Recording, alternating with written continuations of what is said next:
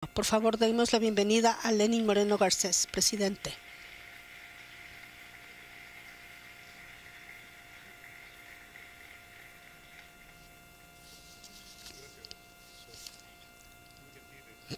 Por su presencia el día de hoy. Es la primera vez que vengo a Boston, a esta ciudad Cambridge y a esta prestigiosa universidad. La verdad es que me siento extremadamente honrado de ello y extremadamente honrado también de la presencia de todos y cada uno de ustedes. Como pudieron observar por mi semblante, no entendí nada de inglés, ¿verdad? El truco está en poner un poco de fruncir el ceño y fingir que se entiende y atender un poco más a las emociones. A veces las emociones también dicen muchísimo acerca de lo que está expresando una persona. Y les debo confesar que nunca estudié inglés, no me gustó y me arrepiento de ello, y francamente lo único que recuerdo del inglés es el nombre de la profesora. No, se llamaba teacher.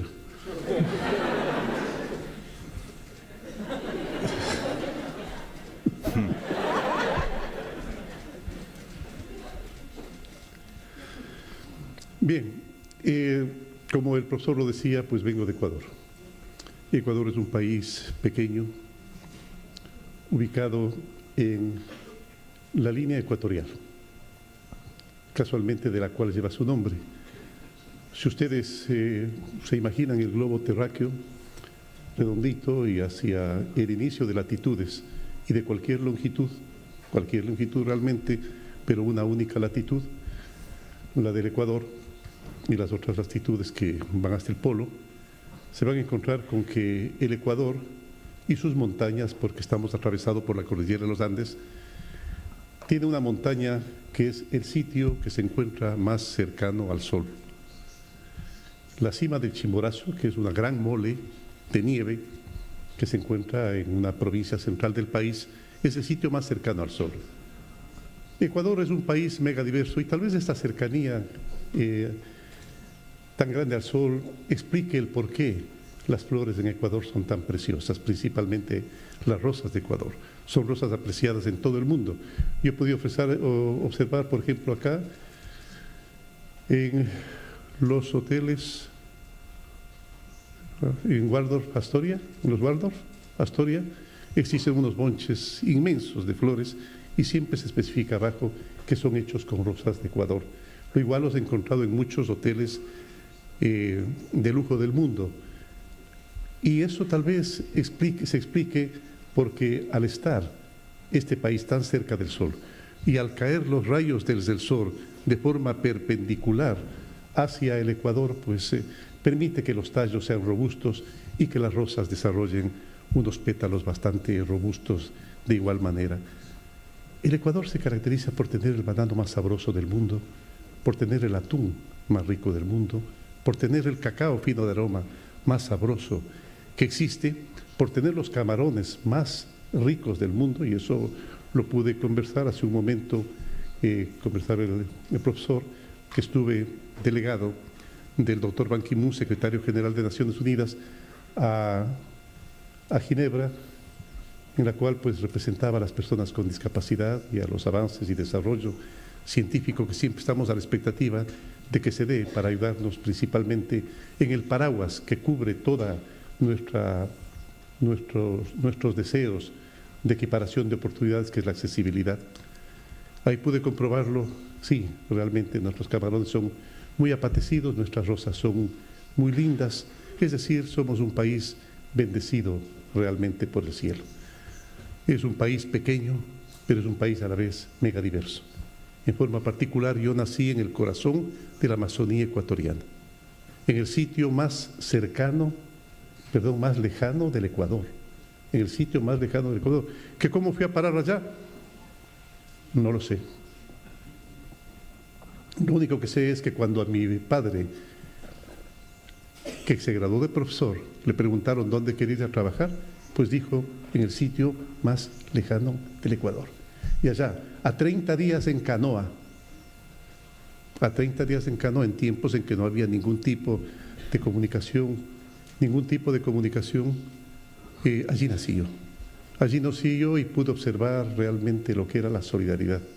Mi padre y mi madre, profesores, siempre estuvieron atentos no únicamente a impartir los conocimientos que tenían a estos niños que generalmente estaban llenos de plagas, llenos de bichos en sus estómagos y llenos de pústulas, productos de las picadas de insectos o de serpientes. A esos niños, pues además el profesor les curaba y en más de una ocasión los alimentaba con su propio sueldo, que llegaba mal, tarde o nunca. Nací en esa Amazonía preciosa, que hay que cuidarla porque es el pulmón del mundo, es la reserva más grande de agua del planeta y hay que cuidarla con mucho esmero y mucho cariño. Tengo 65 años de edad, en más de una ocasión me dicen que no parece tan joven. Y es una edad que para muchos marca un punto de inflexión. Es la verdad, en Ecuador uno a partir de los 65 años pasa a ser ya viejo. Yo soy oficialmente viejo desde hace aproximadamente unos 5 meses y tengo algunas ventajas allá en el país. Una de las ventajas fue ganar la presidencia de la República y aquí estoy, aquí me tienen. Soy de una generación que vibró profundamente con la política.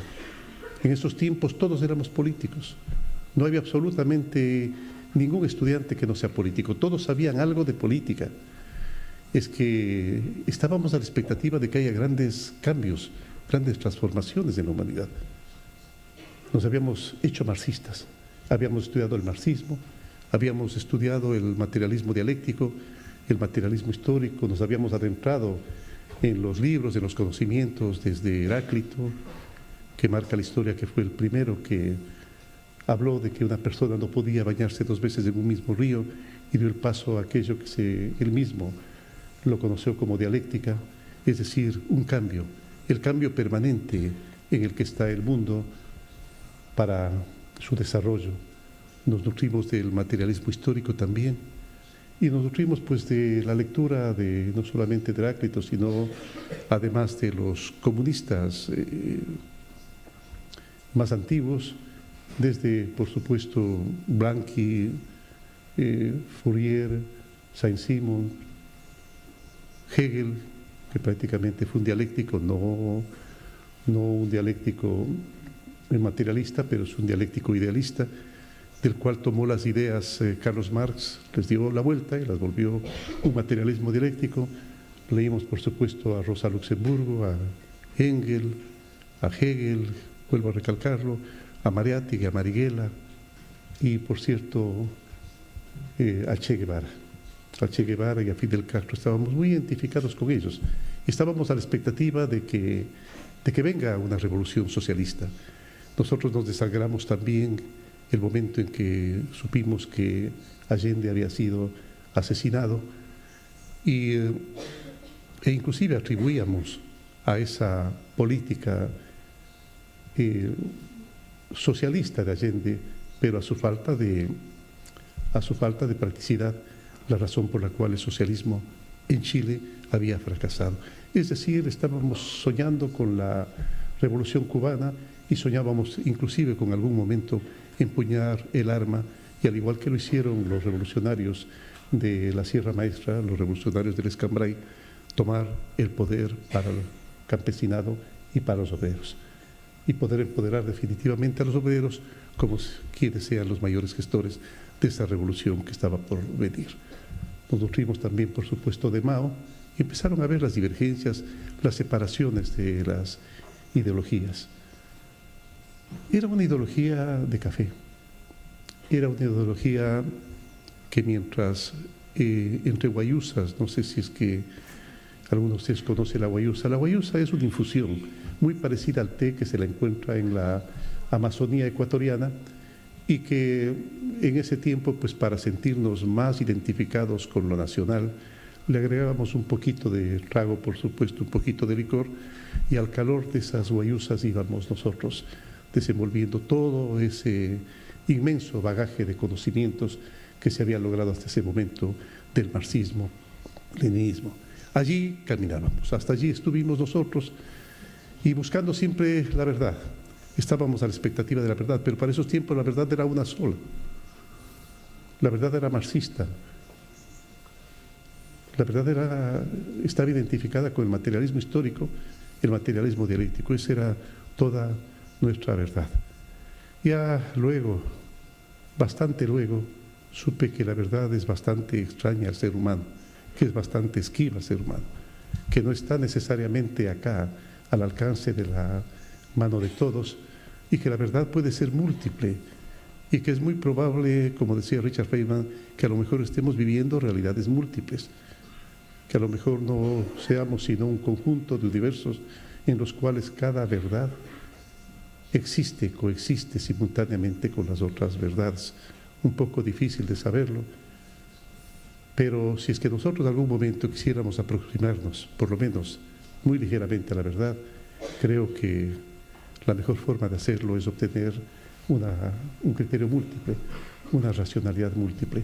Mucha gente, al igual que este grupo selecto de maestros y de estudiantes que están inteligenciados acerca de la ciencia, que están inteligenciados acerca del conocimiento y que a lo mejor consultando, a lo mejor dialogando, a lo mejor intercambiando opiniones, nutriéndonos de las ideas de los demás, podemos acercarnos ligeramente a la verdad. La verdad es esquiva, sí, porque si es que la verdad fuera una sola, nosotros todavía estaríamos considerando que el Sol, todavía estuviéramos viendo al Sol girando alrededor de la Tierra.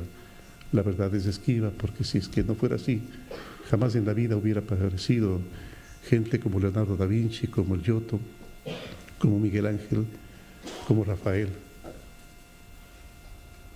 como Botticelli, que nos enseñaron que existía la posibilidad de alcanzar una tercera dimensión en unos lienzos que tenían apenas 2 dimensiones. Ahora no se habla de 2 o 3 dimensiones, ahora se habla de 11 dimensiones. Ahora quienes estén identificados con la ciencia física saben perfectamente que la undécima dimensión es lo único que se necesitaba para aumentar el grado total de libertad en lo que podía desenvolverse un universo que estaba lleno de todas las posibilidades. La verdad es esquiva, sí, es bastante esquiva. Es por eso que siempre debemos escuchar la opinión del otro para poder aproximarnos a ella. Recuerdo que hace unos 8 años, 9 años tal vez, visitaba por primera vez al científico inglés Stephen Hawking. La casualidad que también en Cambridge, donde se encuentra otra prestigiosa, muy prestigiosa universidad, tuve la oportunidad de conocerlo y entablar una amistad con él, una amistad extremadamente provechosa. Para mí me había sido muy difícil adentrarme en la mecánica cuántica, inclusive cuando leí el primer libro que decía este es el libro más elemental de mecánica cuántica, no lo entendí. No lo entendí, tuve que hacer un esfuerzo extraordinario para entenderlo y luego ya pudimos conversar un tanto con él. Y una de las cosas que me recalcó mucho Stephen Hawking era lo siguiente, que estaba dedicado a quienes hacíamos política. Yo era vicepresidente en esa ocasión, fui vicepresidente por 2 ocasiones. No quise reelegirme, a pesar de que existía la posibilidad, porque no creo en las reelecciones sucesivas. De eso voy a hablarles dentro de un momento. Cuando hablé con él, él me dijo, mire, vicepresidente, lo era para ese momento, es peligroso lo que está ocurriendo en estos tiempos. Yo le decía, ¿qué? Que quienes hacen ciencias sociales, la ciencia física está adelantando a pasos tan agigantados que parecería que sus pasos van bastante más rápidamente que quienes hacen ciencia social. Quienes hacen social generalmente se beben bastante en la satisfacción que brinda el elaborar conceptos y conceptos sobre conceptos que a la final resultan ser tan altos los conceptos que han elaborado sobre conceptos anteriores, que los cuales no se han percatado de que sigan encajando con la verdad física, con la verdad de la física, que a la final resultan en tener bastantes conceptos y tan altos que resultan como una lámpara, como aquella que decía Séneca, tan alta que termina definitivamente no alumbrando a nadie. Y decía Stephen Hawking, es importante que en estos tiempos quienes hacen ciencias sociales, entre esos quienes hacen política, estén muy atentos a los últimos avances de la ciencia elemental física, porque de ella deberán desprender sus conceptos. Y entre los ejemplos que citábamos, yo recuerdo que intercambiábamos un poco conceptos al respecto, decíamos, por ejemplo, miren, en la ciencia física que la inició Newton con sus leyes acerca de la fuerza, fueron tomadas en ese tiempo por todos quienes hacían política, por todos quienes hacían inclusive empresa, y es cuando se puso de moda competir. Es cuando se puso de moda que quien triunfaba era quien derrotaba al otro. Y poca colaboración. Y ustedes lo pueden sentir en la historia, por ejemplo, Estados Unidos, con la presencia de Frick, de Andrew Carnegie, de Vanderbilt, de Rockefeller, en los tiempos en que la competencia era tan tenaz y tan duro que inclusive acarreaba muertes en su camino. En cambio, él decía, ahora la ciencia de la mecánica cuántica proporciona otros elementos. Proporciona, por ejemplo, el elemento de la incertidumbre de Heisenberg. Algunos de ustedes que estudian física la conocerán, que dice que una partícula se la puede conocer en uno solo de sus comportamientos. Pero si nosotros conocemos su ubicación, no podemos conocer su velocidad ni su direccionalidad. Eso genera la incertidumbre. Imagínense si cada partícula del ser, de todos los seres, presenta tal grado de incertidumbre y gran grado de impredictibilidad, de falta de precisión en poder predecirla. Imagínense lo que se da a nivel de macrocosmos. Cada partícula de la cual estamos compuestos es imposible de predecir. ¿Qué puede pasar con nosotros? ¿Qué puede pasar con nuestros pensamientos? Únicamente que allí esté el origen de la diversidad de opiniones y del respeto que debemos tener por las opiniones de los demás. A nosotros nos parece que tenemos la certeza de nuestra verdad. En más de una ocasión inclusive nos cerramos obstinadamente en ella. Creo que por lo menos hay que manifestar un respeto por la verdad de los demás, y es una de las razones por las cuales yo decidí ser presidente de la República del Ecuador. Ya vamos a conversar un poco de eso, pero en esos tiempos, vuelvo a recalcar un poco, volviendo al tema, teníamos claras diferencias y contradicciones con lo que nosotros llamábamos la burguesía, el capitalismo, el imperialismo, voraz, depredador, casi criminal. Y claro, estábamos a la expectativa de que las predicciones de Marx, de Engels, de Lenin, del Che Guevara, de Fidel Castro se dieran, y que en Latinoamérica se diese también una revolución, y estábamos preparados inclusive militarmente para ello. Pero el proceso se retardaba, y en los cafetines de los cuales habíamos pasado al calor de la vigorizante guayusa con un poco de licor de la cual hablábamos, y resolvíamos todos los grandes políticos, no se daba y no llegaba. ¿Por qué? Porque la solución solo se había dado en el plano intelectual. En la práctica se retardaba. En la práctica no lográbamos consolidar un movimiento obrero campesino que logre tomar el poder. Cuando presentábamos candidatos, estos no lograban más del 1 o 2% de la votación, a pesar de que nosotros pensábamos que las condiciones, porque así llamábamos en ese instante, estaban dadas para las grandes transformaciones, pero sentíamos que el proletariado, que el capacitado no hacían la parte que les correspondía, que no hacían suyo nuestro discurso. Y por eso es que a inicios de este milenio, en el año 2006, nosotros decidimos escoger un candidato que no necesariamente congeniaba con nuestras ideas revolucionarias, pero que sí tenía ideas humanistas, y es por eso que escogimos a un joven economista que, como vuelvo a recalcar, no había militado en la izquierda, pero que tenía evidentes preocupaciones humanistas y socialistas. A este joven lo acompañé yo como su vicepresidente. En un principio me había negado.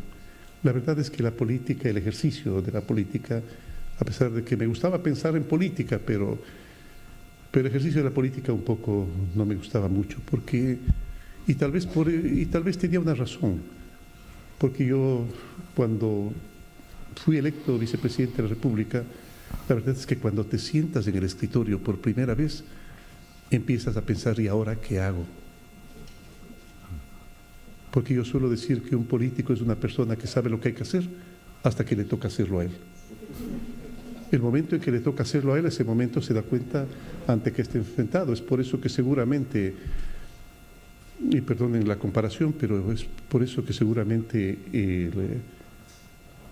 mi abuelo, mi padre siempre fue político, él fue algunas veces senador, diputado por la Amazonía ecuatoriana, y es por eso que seguramente mi abuelo decía que la política es tan fea que a la suegra le dicen madre política. Pues,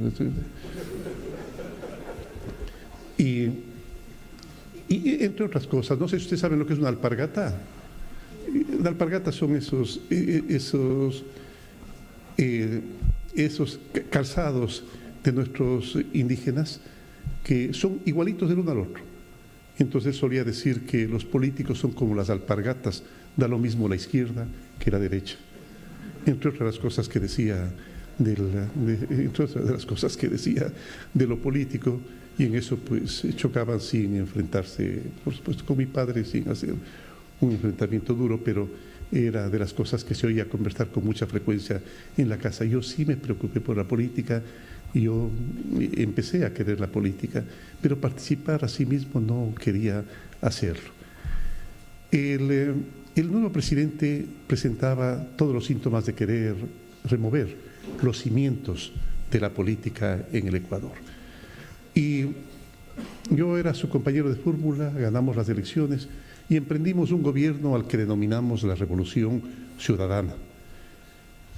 Y les voy a explicar por qué le llamamos Revolución Ciudadana. Fácil de explicar en 2 palabras. No sé. No sé, porque de repente empezamos a ver que la ciudadanía participaba poco, que nosotros aplicábamos nuestra verdad, que nosotros imponíamos nuestra verdad, la verdad de nuestra política, y esa la transformamos en realidad. Pero no nos fue mal. No nos fue mal. Mientras el presidente hacía lo suyo, yo tomé la iniciativa de algunos temas como registro civil, como correos, pero fundamentalmente temas sociales.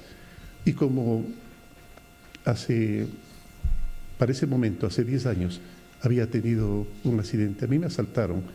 Mientras me robaban mi vehículo, me pegaron un disparo, me dieron un disparo, y por eso perdí la movilidad de mis piernas. Por eso uso esta silla de ruedas.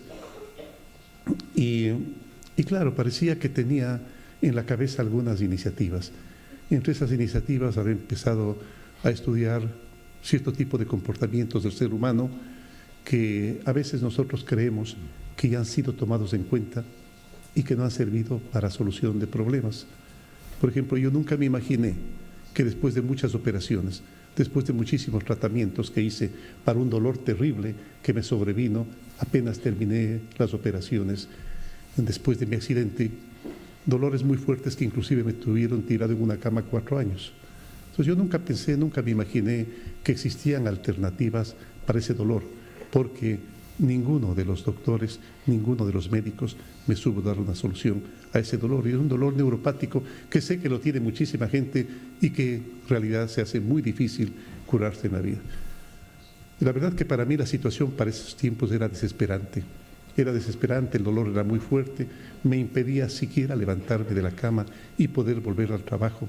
Yo había hecho empresas, mi esposa aquí presente, ella se hizo cargo de ellas, pero en un principio ella no tenía la experiencia como para manejarlas, le fue muy difícil lograrlo, a la final lo hizo realmente y salió adelante bien, pero claro, mi situación era una situación bastante penosa, estaba tirado en una cama, y no sabía si ese dolor se iba a ir alguna vez. Los médicos ofrecían, inclusive yo recuerdo que uno se vuelve tan desesperante la situación de dolor, que uno busca cualquier alternativa, inclusive dieron brujos a la casa, brujos, médicos, homeopáticos, todos ofrecían, pero ninguno a la final terminó cumpliendo con quitarme el dolor. Yo ya había perdido la fe, había perdido la creencia de que en algún momento el dolor se iba a ir. Hasta que llegó un amigo a la casa. Un amigo de hace largo rato. Este amigo tenía fama de Don Juan.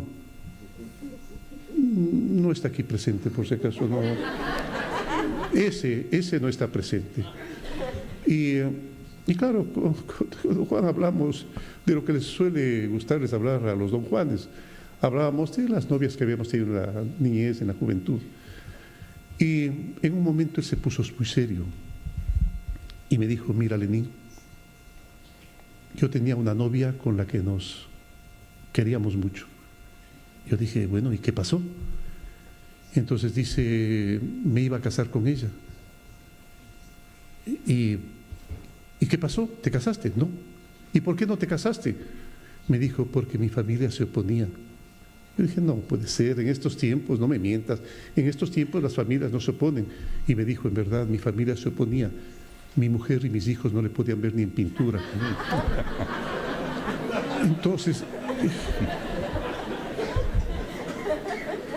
yo, claro, a ustedes les hace chiste. A mí me hizo mucho más chiste todavía. ¿Por qué? Porque yo no me había reído hace rato. Y ese momento exploté con una risa muy grande, una risa inmensa. Y una risa que duró unos 5 minutos siquiera. 5 minutos de risa. Pues el momento en que me terminé de reír, el dolor se había ido. Y yo les decía que en más de una ocasión nosotros les prestamos poca atención a cierto tipo de remedios que los tenemos dentro del mismo cuerpo, que está provisto de una inmensa cantidad y calidad de sanación, y no les hacemos caso a cierto tipo de comportamientos humanos hermosos, como la risa, como el buen humor, como el respeto, como la tolerancia, como la solidaridad, que son fundamentales para la vida de un ser humano y que son quienes realmente nos brindan las mejores sanaciones para las enfermedades del cuerpo y del espíritu, y les prestamos poca atención. ¿Por qué? Porque creemos que ya han sido utilizadas y no han dado resultado. Es lo mismo que nos pasa con la amabilidad. Creemos que vivimos en un mundo duro, competitivo, derivado, vuelvo a recalcar, de los conceptos físicos de las leyes de Newton, y no en este nuevo concepto de vida que es el concepto de la colaboración, de la correspondencia, de la corresponsabilidad, de la colaboración, que nos pueden brindar muchísimos y mejores resultados. Creemos que no han dado resultado, que ya han sido utilizados y que no han dado el resultado que nosotros siempre hemos estado a la expectativa de lograr para la felicidad de nuestra vida. Y bueno, ¿qué les cuento? A partir de ese momento me interesé muchísimo por aquello. Perdón, tal vez lo que les debo recalcar es que yo le daba gracias a Dios por haberme quitado el dolor. Gracias, Dios mío, le decía, le había pedido tanto tiempo que me quitase el dolor. Pero Dios tiene comportamientos extraños. A los 5 minutos el dolor volvía. Pero había encontrado el camino. No se imaginan ustedes la biblioteca que tengo de humor. No se imaginan ustedes la biblioteca que tengo de humor, porque para ese tiempo había unos monstruos grandes, ya no es ahora que tenemos los chips y menos todavía, eran unos cassettes muy grandes los que había para poder ver películas de humor. Me vi todas las películas de humor que ustedes puedan imaginarse, leí acerca del humor e empecé a investigar y me di cuenta que había gente en el mundo que estaba investigando acerca de los efectos benéficos del humor. Me puse en contacto con ellos y me volví una especie de gurú nacional del humor. Y empecé a dar conferencias de humor, miren ustedes, y me iba bien. Seguramente si yo a mi padre, el momento en que él me hubiera preguntado: hijo mío, ¿qué vas a hacer de grande? Y yo le hubiera dicho: papá, voy a dar conferencias de humor, seguramente hubiera recibido un golpe cariñoso. Pero ahí tienen ustedes, empezaron a pagarme muy bien por mis libros, empezaron a pagarme muy bien por mis conferencias, e inclusive algunas conferencias pues muy simpáticas. Apenas les voy a contar una porque no amerita el tiempo más, pero un día la secretaria me dice: Lenín, tienes una llamada. ¿De dónde? Digo yo, ¿de dónde quién es? Dice, es de la cárcel de Tulcán. Diles que yo ya cumplí mi pena, que ya no molesten. Entonces me dice, es el presidente de los presos, de las personas privadas de la libertad. ¿Hasta qué? Era un abogado colombiano, de una ciudad del norte del Ecuador, de fronteriza con Colombia. Entonces, seguramente estaba por narcotráfico ahí, me imagino, no se lo pregunté. Y me dice, quisiéramos que usted nos dé una conferencia. Y entonces, y yo le digo, perdóneme, ¿y quién va a pagar la conferencia? Entonces me dice, no, por favor, nosotros necesitamos que nos dé una conferencia gratis. Había que viajar 5 horas en carro para ir a dar la conferencia. Pero total, yo dije, bueno, de repente a lo mejor es el sitio para dar una conferencia. No lo había hecho en un sitio así y fui a dar la conferencia. 5 horas de viaje, llegué hasta la cárcel de Tulcán. Antes las cárceles en el Ecuador eran sitios deprimentes. No es que hayamos mejorado muchísimo, pero eran sitios verdaderamente deprimentes. Y el sitio en el cual iba a dar la conferencia de humor era un sitio de tierra, era un cuarto de tierra, de piso de tierra.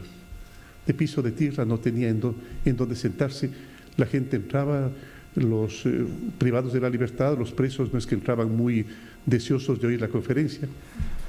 Me insultaban, persona que entraba me insultaba y se iban sentando en el piso y decían, vienen a molestarnos. Entiendo porque ellos estaban jugando fútbol, estaban jugando baraja, estaban seguramente viendo la televisión o escuchando música y no les gustaba mucho el asunto. Y bueno, yo dije, creo que no va a estar muy agradable esta conferencia, pero a lo mejor es mi prueba de fuego.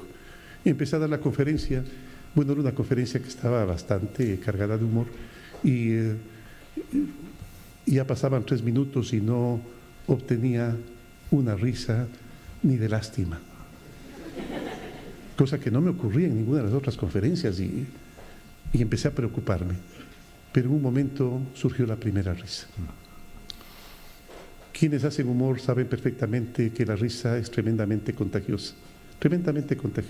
Es más, en los circos suelen contratar a unas señoritas gordas, a unas señoras gordas, que llevan por más señas aretes de rubí, que se ríen de cualquier cosa que pasa. Y esa risa contagiosa hace que la gente se conecte, porque la risa es extremadamente contagiosa. Es tan contagiosa como el optimismo. El optimismo es la cosa más contagiosa que existe, con excepción del pesimismo, que es más contagioso que el optimismo. Es más contagioso que el optimismo. De ahí seguramente los males de la humanidad. Bueno, empezó a reírse el primero y en adelante empezaron a reírse todos. Nos divertimos durante un largo rato, contaron chistes, nosotros llamamos chistes, no sé si el término tenga una traducción al inglés, son esos cuentos graciosos, los contaban y con mucha frecuencia y por último yo me di cuenta de algo importantísimo que no me había dado cuenta hasta ese momento.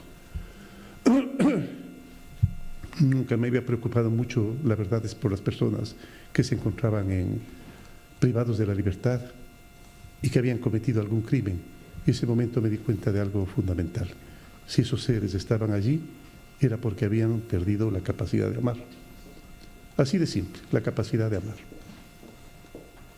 El momento en que uno pierde la capacidad de amar al otro, atenta contra él. Atenta contra su propiedad, atenta contra su salud, atenta contra su vida y atenta contra la vida de los demás. El momento en que pierde la capacidad de amar.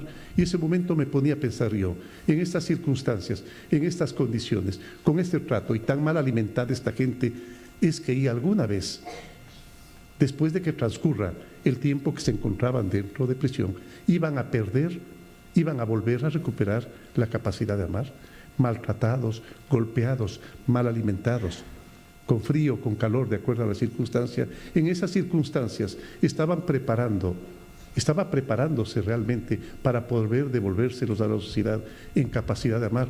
Seguramente no. Sentí muy en el alma lo que sucedía con estos hermanos y les mandé un mensaje de cariño, de afecto y de optimismo. prometiendo hacer todo lo que esté a mi alcance en adelante para que mejore su condición. El momento en que yo me iba me topé con algo especial. La gente lloraba, la gente derramaba lágrimas realmente. Y yo, muy sentido el corazón, pues me despedí, pero no quisieron despedirse así nomás. Se fueron acercando todos a darme un abrazo. Y todos se despidieron con un abrazo. Menos mal que había dejado la cartera y el celular en el carro. Pero, digo como broma nomás. Me despedí de ellos y regresé a la casa muy consternado. Hablé con mi esposa, con mis hijas, acerca de la experiencia que había tenido. Y bueno, pues ventajosamente los seres humanos somos algo refractarios al dolor. Uno debe solidarizarse con el dolor de los demás, pero jamás debe acostumbrarse a llevarlo dentro del corazón y lo acompaña siempre. Uno no tiene que ir sumando los dolores porque uno pierde la capacidad de ser feliz también. Es decir, debe dejar el dolor en alguna parte, ese dolor, pero no olvidarse, por supuesto, de la posibilidad de ayudar a estos queridos seres humanos. Estaba en mi oficina después de unos 15 días y la secretaria me dice: hay una carta para ti. ¿Dónde está? En el escritorio. ¿Me la leíste? Sí, dice. Gracias. ¿De qué se trata? Dice: tal vez léela tú mismo. Fui al escritorio, cogí la carta. La carta decía: licenciado Lenín Moreno. Estaba firmada por todos los presos, por todos los presos. Y decía: licenciado Lenín Moreno, le agradecemos mucho por la charla que nos dio el otro día. Y fue muy motivante, le agradecemos mucho, le queremos con el alma. Y terminaban diciendo: quisiéramos tenerlo con nosotros para toda la vida.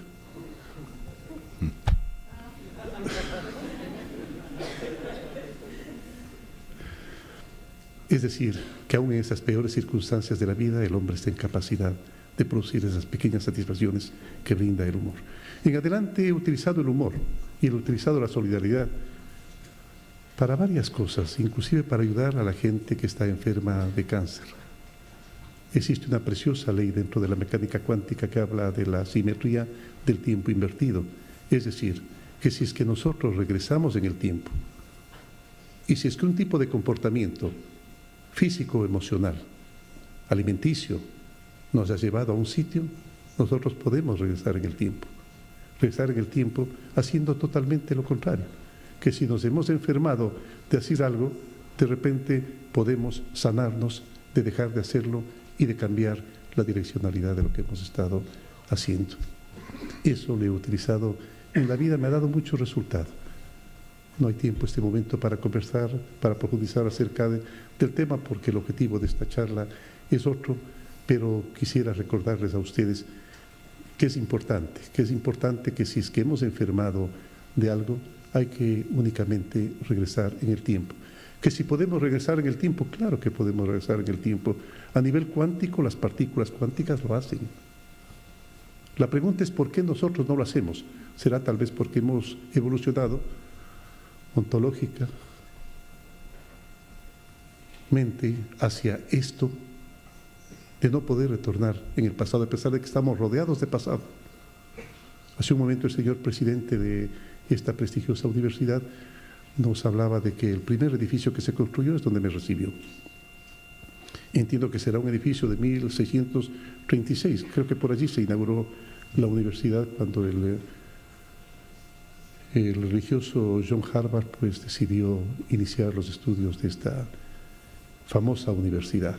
Sí, retornar en el tiempo, retornar en el tiempo. ¿Qué mejor forma de hacerlo? Que si hay cómo cambiar el pasado, alguien me decía, no hay cómo cambiar el pasado. Claro que hay cómo cambiar el pasado. Miren una forma práctica de aplicar el principio de la simetría invertida del tiempo. Hay cómo cambiar el pasado no permitiendo que nos afecte nuestro futuro. Por más grave que has hecho, sea lo que has hecho, por más grave que ha sido tu actuación, siempre existe la posibilidad de levantarte nuevamente y volver a caminar. Vuelvo a recalcar, como vicepresidente tomé el tema de la discapacidad y lo hice como me había enseñado la mecánica cuántica, de una forma holística, tratando de cubrir todos los espacios de la vida, porque eso es lo que le corresponde a un gobernante, tratar de cumplir absolutamente todos los espacios. Y trabajamos con el tema de discapacidad, trabajamos dotando de ayudas técnicas, hicimos primero un estudio clínico genético, biopsicosocial, clínico genético de todas las personas con discapacidad. Es que no queríamos dejar absolutamente ninguna persona, ni una sola persona en el país que no sea atendida. De eso se trataba. Nos decíamos revolucionarios. Y un revolucionario no puede dejar tareas pendientes. Esa es la condición de un revolucionario. Y cuando hablo de un revolucionario, no estoy hablando de un revolucionario de izquierda, por favor. Estoy hablando de los revolucionarios de izquierda, de derecha y de centro. Un revolucionario, principalmente, cuando quiere atender a un sector, no puede dejar tareas pendientes. Y así lo pensamos nosotros. No dejábamos tarea pendiente, atendimos en todo lo que estuvo a nuestro alcance. Dotábamos de la ayuda técnica para facilitar el traslado de las personas, fisioterapia, procuraduría jurídica para cuando los derechos de las personas con discapacidad habían sido lesionados. Hablamos del arte, de la ciencia, del acceso a la escuela, al colegio, a la universidad. Hablamos, por supuesto, también del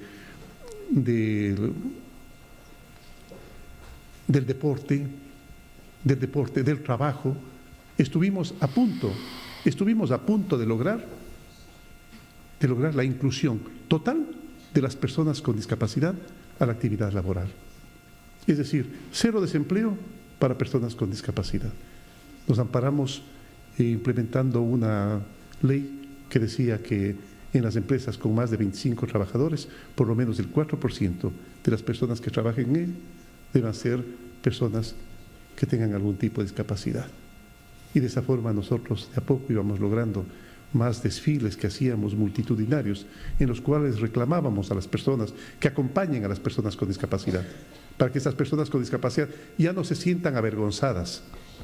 Porque no se olviden ustedes que las personas con discapacidad pasaron durante mucho tiempo satanizadas, avergonzadas ellas y avergonzando a sus familiares también, porque la gente se sentía avergonzada de tener una persona con discapacidad dentro de su familia. ¿Por qué? Porque en esos tiempos se satanizaba, se creía que era un castigo divino la discapacidad.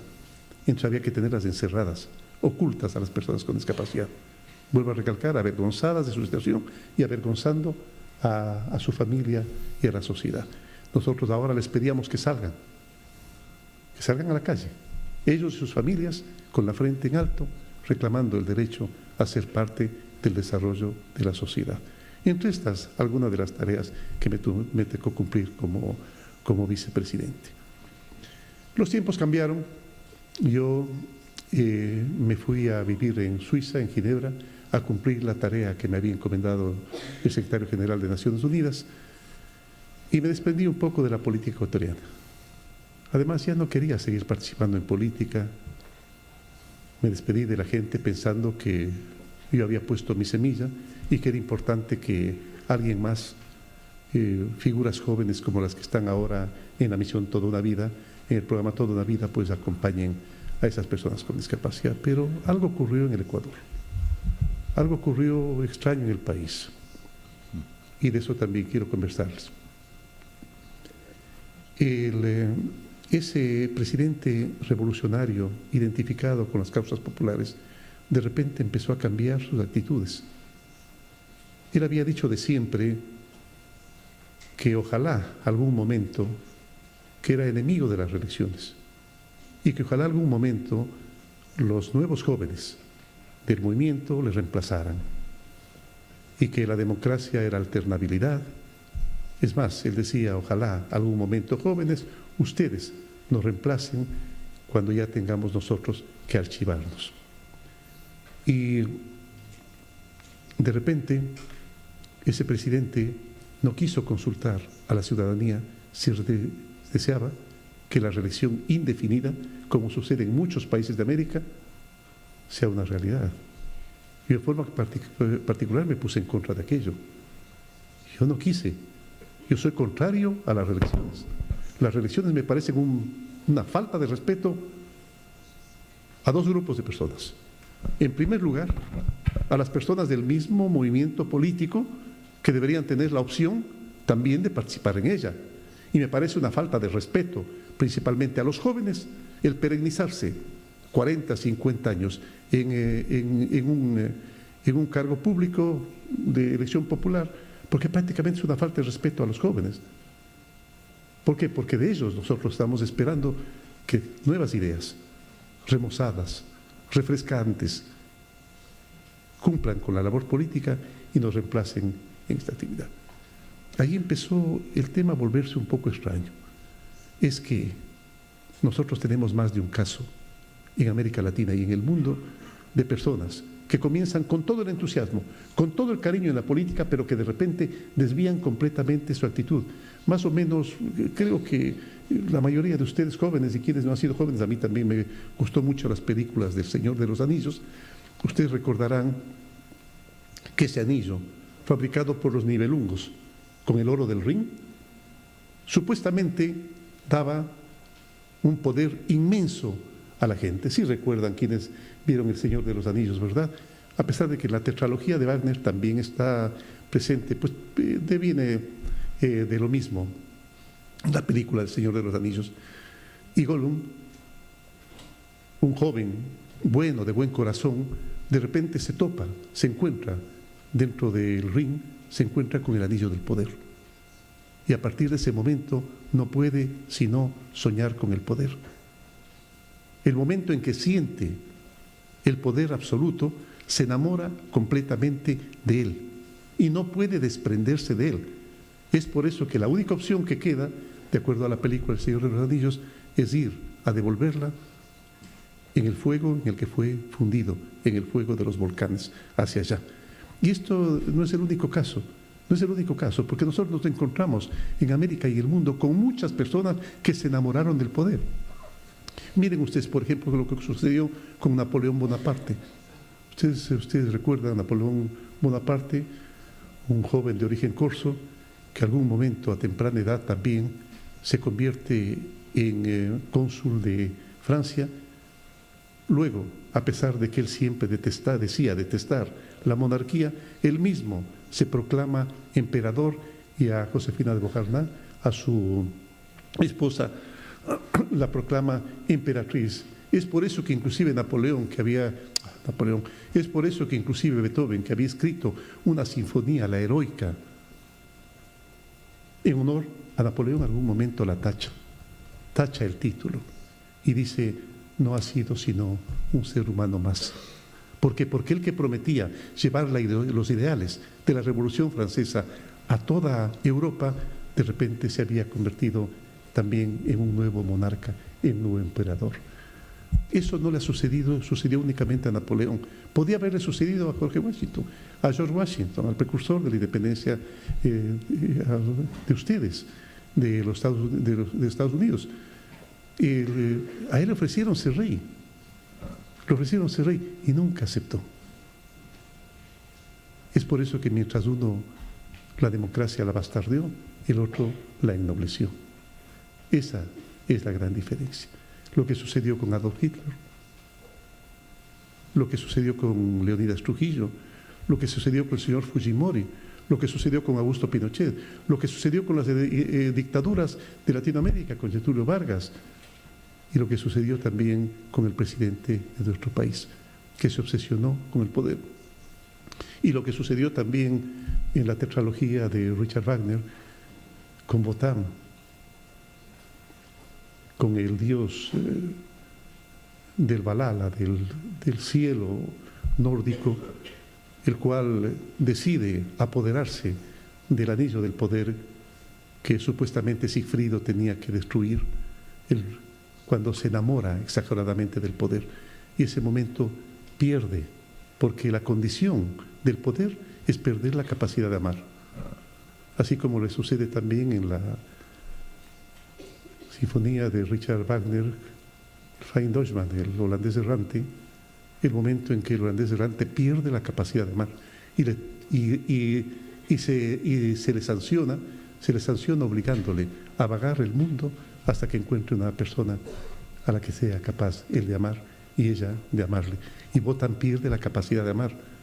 Y es por eso que la última parte de la tetralogía de Wagner se llama precisamente El ocaso de los dioses. El ocaso de los dioses, ¿por qué? Porque el ensimismarse en el poder lleva definitivamente a perder el amor, el afecto por los demás y a pensar únicamente en uno. Una persona que se obsesiona en el poder, lo único que piensa es en el próximo periodo, no en el próximo decenio, no en el próximo siglo, que es lo que sucede con los grandes presidentes que ha tenido el mundo. Sí, eso es lo que sucedió también en nuestro país.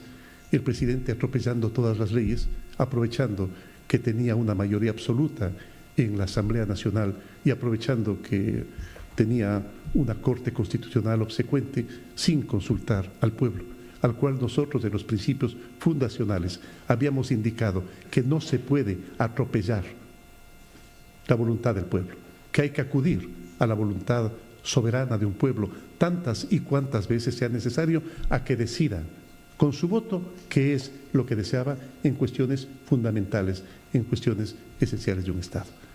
Atropellando ello, pues el presidente decidió reelegirse, y si no se reeligió y me pidió a mí que yo sea su candidato, era porque ya definitivamente el pueblo le había restado por ese tipo de comportamientos su favor. Y todo aquello que había sido un cúmulo de victorias electorales por haber cumplido realmente con el pueblo, y estábamos a la expectativa de cumplir también en los próximos periodos con la ciudadanía, lastimosamente se perdió. Y esta gente que se obsesiona con el poder se va volviendo siniestra.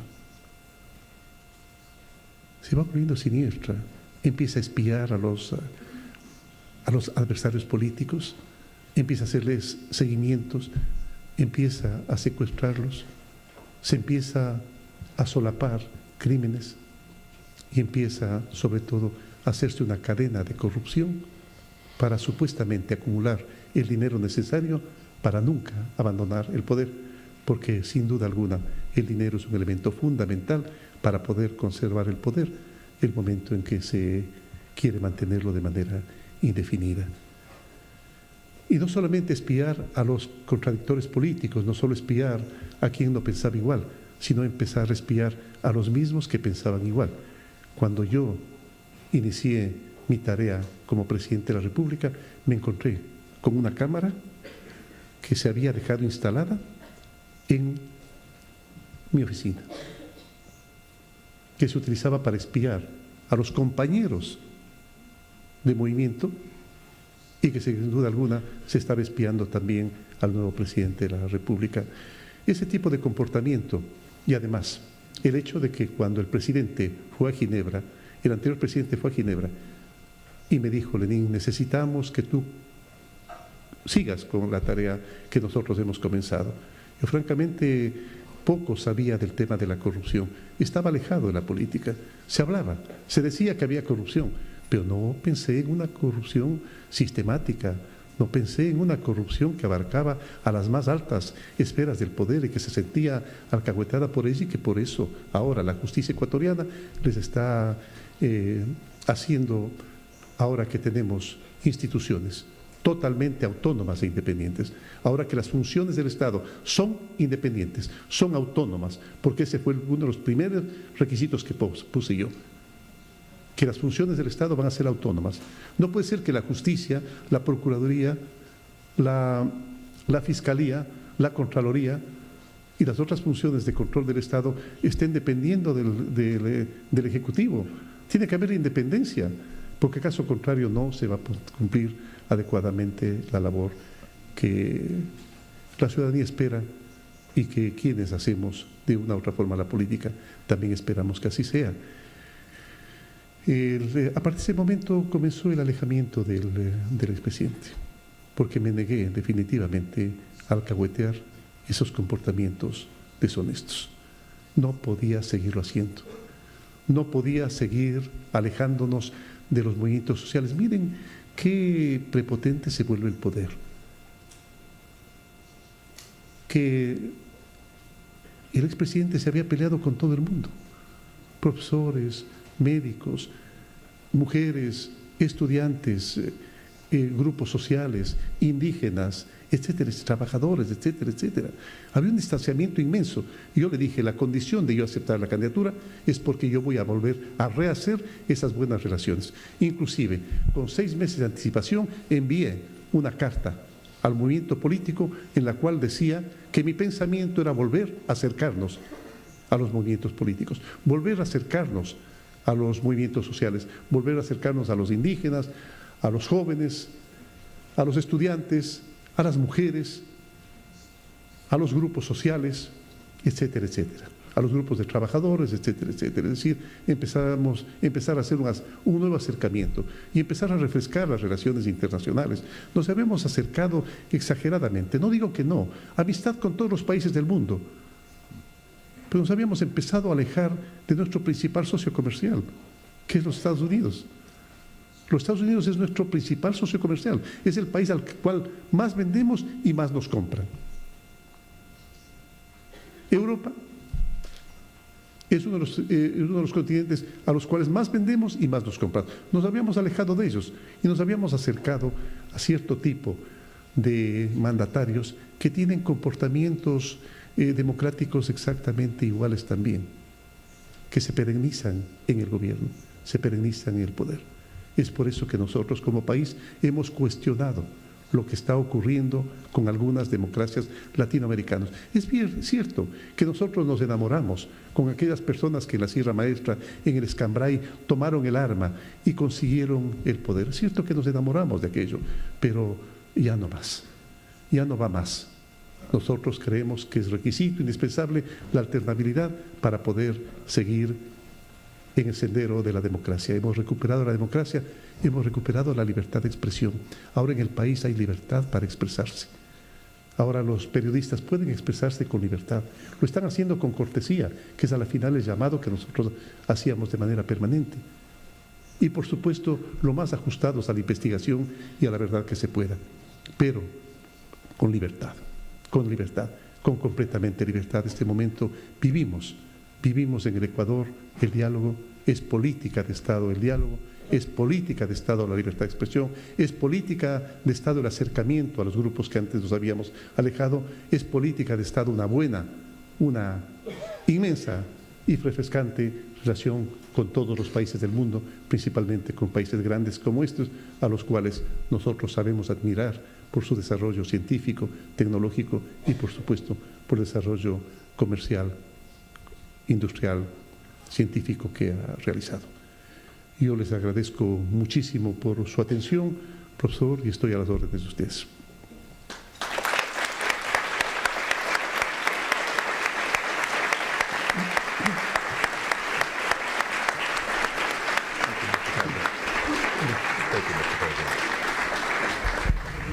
We have a few minutes for questions. Tenemos unos minutos para preguntas.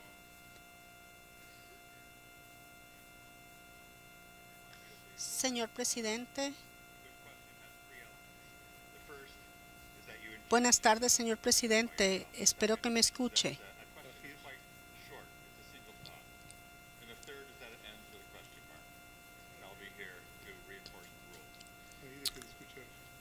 Ahí me escucha. Ya. Primera pregunta. Aquí en nuestra universidad. Mi nombre es Santiago Muecay, soy un estudiante aquí de Derechos Humanos y soy ecuatoriano. En marzo pienso llevar a un grupo de estudiantes de Harvard a que conozcan nuestra bella patria, que conozcan Quito, Guayaquil y las Islas Galápagos, y tenemos un asiento extra si usted quiere venir con nosotros. Mi pregunta es sobre... ¿De regreso o de ida? Las dos.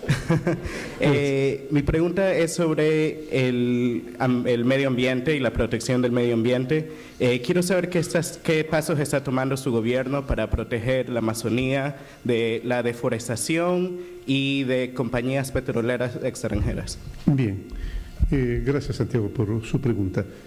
En la consulta que nosotros hiciéramos a la ciudadanía en el mes de febrero para inquirirle acerca de la reelección indefinida, si la deseaba o no, y otros temas relacionados con la lucha contra la corrupción, por primera vez de 7 preguntas, 2 preguntas estaban relacionadas con el medio ambiente. Es la primera vez que se había consultado a la ciudadanía acerca del medio ambiente. En el periodo anterior se obvió inclusive un deseo muy ferviente de los conservacionistas de hacer una pregunta acerca de un sitio privilegiado de la Amazonía ecuatoriana y del planeta, del mundo, que es el Yasuní, el sitio exactamente donde nací yo. Y habíamos preguntado si es que deseaban que la reserva del Yasuní creciese en 50.000 hectáreas y que el área reducida para la explotación petrolera quedaría apenas en 300 hectáreas, ¿verdad? En 300 hectáreas. Y la ciudadanía contestó que sí. Y estábamos preguntando también por todo el daño que puede causar la explotación de la minería metálica, principalmente en la contaminación de las aguas, si es que estaban de acuerdo los ciudadanos también que independientemente de privarnos de esos recursos importantísimos que es la minería metálica, si estaban de acuerdo también en que ésta no se ejerza en los sitios en las fuentes de agua, ni cercana a las ciudades, y la ciudadanía del Ecuador, manifestando una vez más su vocación ecológica, manifestó que sí. Estamos reforzando nuestro Ministerio de Ambiente y nuestra Secretaría de Agua para que sean estrictos cuidadores del medio ambiente de nuestro país, porque a la final de medio ambiente tenemos que vivir. El medio ambiente representa el futuro de todos. Inclusive en mi discurso del día martes en Naciones Unidas yo había recalcado la importancia que daban los indígenas norteamericanos previos a las conquistas, en la cual manifestaban que el momento en que desaparezca el agua del último río, el momento en que desaparezca el último árbol y el momento en que desaparezca el último animalito, el hombre morirá de una terrible soledad. Para no equivocarnos en concepto de evolución, que lo hemos vuelto lastimosamente depredador, consumista, egoísta, y transformarlo en solidario, conservacionista y ético, pues es importante que hagamos este tipo de preguntas a nuestra ciudadanía. La ciudadanía contestó que sí, y nosotros, gobierno obediente, debemos acatarlo. Gracias. Next question here. Hello. All right. Presidente, buenas tardes, mi nombre es Pierre, soy de la ciudad de Riobamba, ecuatoriano también. Yo estoy en la Escuela de Negocios aquí. Y mi pregunta es, yo empecé una compañía hace un año que se llama Exporta. Lo que nosotros hacemos es trabajar con pequeños empresarios en Perú, Colombia, Argentina y el Ecuador para ayudarles a exportar. Una de las cosas que he visto con los exportadores ecuatorianos es que hay muchos que tratan de exportar comida. Como usted decía, tenemos buen cacao, buen camarón, etc. Sí. El problema es que eso no ayuda a la productividad del país. Y lo que yo quiero saber es qué pasos concretos está tomando el Estado ecuatoriano para que haya inversión y que crezca la productividad del país. Es la primera pregunta. Y la segunda pregunta tiene que ver con el déficit fiscal. Mi pregunta es, ¿por qué el Estado ecuatoriano no tiene una posición fuerte para encarar el hecho de que se tiene que quitar los subsidios al gas y usar las otras fuentes de energía que sí tenemos para quitarle ese peso al Estado y empezar a ayudar un poco con el déficit del Estado? Esas dos preguntas, presidente. Muy gentil, Pierre, ¿no? Sí, Pierre. Muchísimas gracias, Pierre. Mira, en primer lugar, estamos trabajando en ello. Desde hace tiempos hemos hablado inclusive del cambio de la matriz energética y de la utilización de la energía eléctrica, que ventajosamente el Ecuador es muy pródigo en generación hidroeléctrica, tan pródigo que inclusive es muy probable que tendamos ya una red hacia Chile, que en cambio poco de ella tiene, y podamos venderles nuestra energía eléctrica, que la tenemos sobrante, la tenemos en exceso, y ojalá la utilizaríamos para la productividad, que es lo que más nos interesa, y para el consumo de los hogares. Estamos capacitando, estamos dando créditos de manera amplia a todas aquellas personas o a todas aquellas empresas que nos presenten proyectos que sean viables para poder llevar adelante esta transformación que tú bien lo manifiestas. Mira, el Ecuador produce el cacao más sabroso del mundo, inclusive en las fábricas europeas de chocolate, en Alemania, en Suiza, en Francia, siempre se especifica que son hechas con cacao fino de aroma del Ecuador. El día lunes, el día martes tengo la visita, inclusive una nueva visita del presidente de Nestlé, internacional de Nestlé. Recibí en Suiza la visita del anterior, que lastimosamente falleció. Espero que no haya sido por comer demasiado chocolate, pues, pero él me va a visitar y seguramente me pedirá lo mismo, que no dejemos de cultivar nunca el cacao fino de aroma de Ecuador. Ecuador lleva bastante más de un centenar de años exportando cacao. Y la verdad es que nunca nos preocupamos de producir un chocolate de calidad. Mientras nosotros exportábamos a precio muy bajo nuestro cacao fino de aroma y nos exponíamos a los vaivenes del mercado internacional, obteníamos de los países desarrollados, obteníamos de los países de Europa principalmente, un chocolate caro, un chocolate a precios internacionales, mientras los productos de nuestro cacao iba bajando de precio. Eso ha ocurrido con bastantes de nuestros productos. Es por eso que ahora nosotros tenemos bastantes ejemplos ya de ciudadanos ecuatorianos, empresarios ecuatorianos que están procesando nuestros productos para volverlos productos elaborados o semielaborados. Eso con respecto a la primera pregunta. Con respecto a la segunda pregunta, nosotros estamos disminuyendo cada momento el déficit fiscal. Realmente un país que debe mucho no va a salir adelante jamás, y no por la deuda mismo, sino por la relación que debe haber Producto Interno Bruto, deuda y su variación en los años. Tú eso conoces bastante mejor que yo. Estamos disminuyendo el déficit fiscal. Estamos disminuyendo el déficit fiscal e inclusive ya empezamos quitando algunos subsidios, quitando el subsidio, una parte del subsidio al diésel industrial y al diésel de la pesquería. Quitamos el subsidio a la gasolina, principalmente la gasolina que consumen las personas más adineradas, y hemos entrado en una etapa de diálogo porque nosotros estamos logrando un consenso mediante el diálogo. Porque no te olvides tú que hace pocos años, no tantos años, presidente que quitaba un subsidio se caía al otro día, era su certificado de defunción política. Pues no sucedió esta vez. ¿Por qué? Porque fue consecuencia de dialogar, consecuencia de conversar.